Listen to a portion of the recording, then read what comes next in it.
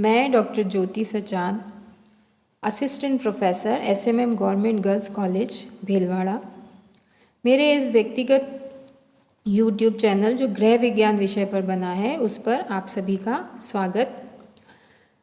आज के इस वीडियो में हम अध्ययन करने जा रहे हैं वेंटिलेशन के बारे में। वेंटिलेशन जो है वो कितने प्रकार का होता है उस पर आज हम चर्चा करेंगे। यह जो टॉपिक है यह लाभदायक है उन छात्राओं के लिए, उन स्टूडेंट्स के लिए जो हेल्थ साइंस का पेपर पढ़ते हैं। तो इससे पहले के वीडियो में हमने यह जानकारी प्राप्त करी थी कि वेंटिलेशन होता क्या है और क्यों आवश्यक होता है। आज हम अध्ययन करने जा रहे हैं कि वेंटिलेशन के प्रकार क्या हैं। तो वेंटिलेशन जो है वो दो प्रकार का है, प्राकृतिक वेंटिलेशन और आर्टिफिशियल वेंटिलेशन। तो जब प्राकृतिक वेंटिलेशन की हम बात करते हैं तो प्राकृतिक वेंटिलेशन जो है स्कूल, ऑफिस और जो छोटे कस्बे हैं उनके लिए एक सस्ता, सरल और सुगम तरीका होता है। वायु में कुछ प्राकृतिक गुण पाए जाते हैं जो वेंटिलेशन की सफलता के लिए आवश्यक होते हैं। प्रकृति में वायु ताप, धूप, वायु वेग आदि स्वतः ही एक नियमित रूप से होता है जो कि प्राकृतिक वेंटिलेशन की व्यवस्था में सक्रिय सहयोग देता है।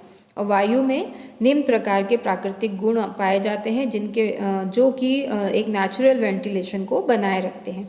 जैसे वायु में विसरण की क्षमता पाई जाती है, अंतर वाहन या वायु प्रचलन जिसको कहा जाता है वह गुण पाया जाता है, तापक्रम का अंतर पाया जाता है और वायु चूषण की प्रकृति वायु में होती है, एस्पायरेशन जिसको बोला जाता है।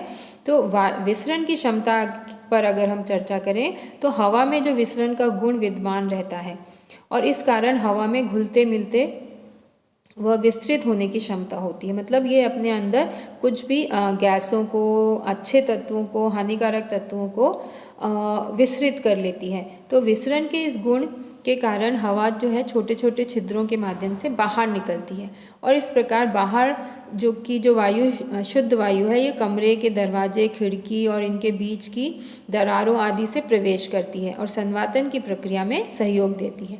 परंतु विसरण के द्वारा निलंबित अगर इसमें पदार्थ उपस्थित हैं वायु में, जैसे धूल के कण हुए, मिट्टी हुई, और ये जो है ये दूर नहीं हो पाते और ये भी जो है कुछ समय पश्चात गुरुत्वाकर्षण बल के कारण नीची सतह पर बैठ जाते हैं, जिसके कारण आपने देखा होगा यदि धूल बड़ी हवाएं चलती हैं, आंधी चलती है तो हमारे घर में धूल जो है वो नीचे फर्श पर जमा हो जाती है या डस्ट जो है वो बहुत ज़्यादा बढ़ जाती है।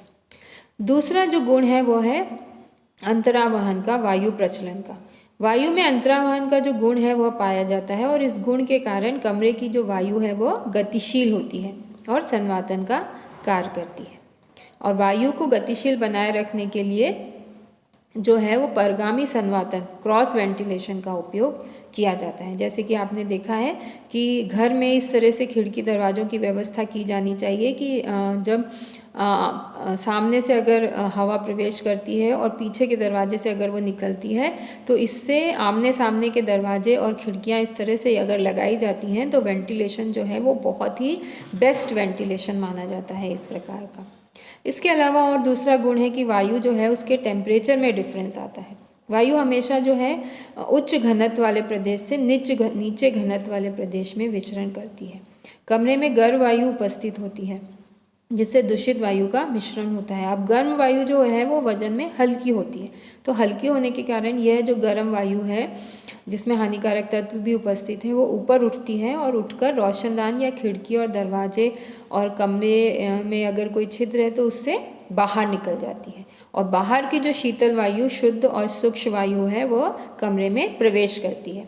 इस तरह ये चक्र जो है निरंतर चलता रहता है और कमरे में वायु जो है वो शुद्ध होती रहती है। लेकिन ये प्रक्रिया तभी होगी जब कमरे में खिड़की और दरवाजे जो हैं वो पर्याप्त मात्रा में उपस्थित हों और उनकी स्थिति जो है वह भी प्रॉपर होनी चाहिए। इसके अलावा वायु का दूसरा गुण है वायु जो है वायु चूषण का जो गुण है। तो वायु प्रचलन जो होती है वायु प्रचलन के कारण वायु कमरे में गतिशील होती है और इस प्रक्रिया के फलस्वरूप कमरे में कहीं ना कहीं शून्य उत्पन्न हो जाता है जिससे वायु का चूषण या एस्पिरेशन कहते हैं।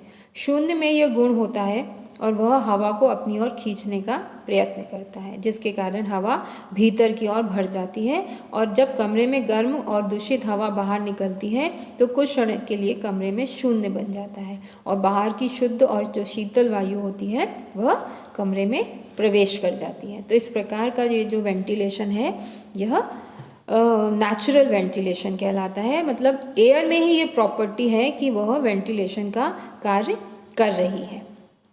अब अगर बात की जाए कि यह जो नेचुरल वेंटिलेशन होता है तो इसके कुछ दोष भी होते हैं।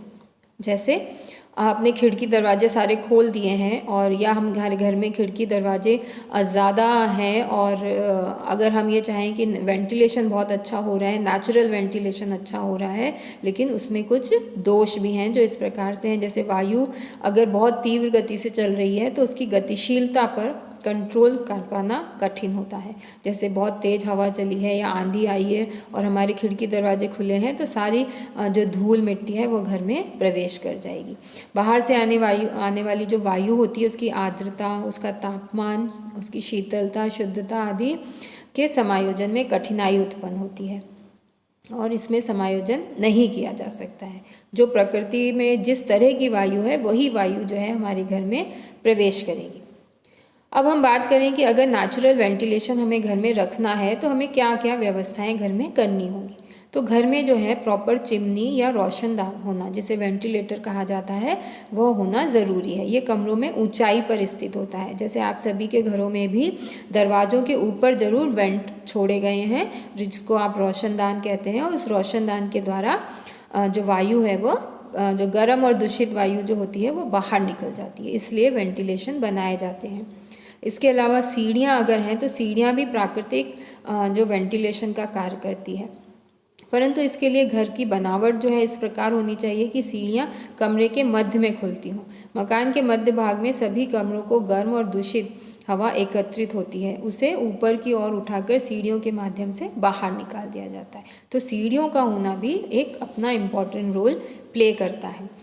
इसके अलावा जो खिड़कियाँ और दरवाजे होते हैं, खिड़कियाँ और दरवाजे जो होते हैं वे भी नेचुरल वेंटिलेशन का एक बहुत अच्छा साधन होते हैं। अगर खिड़की और दरवाजे आमने सामने बने हों तो यह उत्तम माना जाता है। बेस्ट वेंटिलेशन की जो होना चाहिए वो इसके द्वारा होता है। आजकल खिड़कियाँ और दरवाज़ों में कांच और प्लास्टिक का उपयोग किया जाता है, परंतु इस प्रकार की व्यवस्था जो होती है वह शुद्ध और अशुद्ध वायु के आवागमन में एक बाधा उत्पन्न करती है। सामान्यतः ठंडे जो प्रदेश हैं वहाँ खिड़कियाँ और दरवाजे खुले नहीं रखे जाते हैं। ऐसी परिस्थितियों में वेंटिलेशन की विशेष आवश्यकता होती है।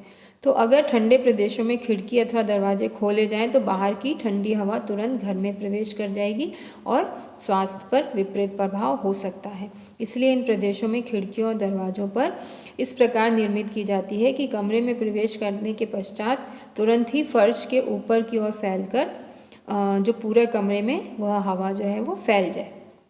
तो इस तरह से संवातन के लिए इन चीज़ों का प्रयोग किया जाता है। जैसे दोहरे पटके वाली खिड़कियाँ बनाई जाती हैं और टेबिल्स ट्यूब्स बनाई जाती है, लोवर्स के वेंटिलेशन प्रोसेस अपनाए जाते हैं। ये अलग अलग तरह के वेंटिलेशन प्रोसेस हैं जो यहाँ पर बताए गए हैं। इसके नेक्स्ट वीडियो में हम बात करेंगे कि जो आर्टिफिशियल वेंटिलेशन है या कृत्रिम संवातन है वह क्या होता है। धन्यवाद।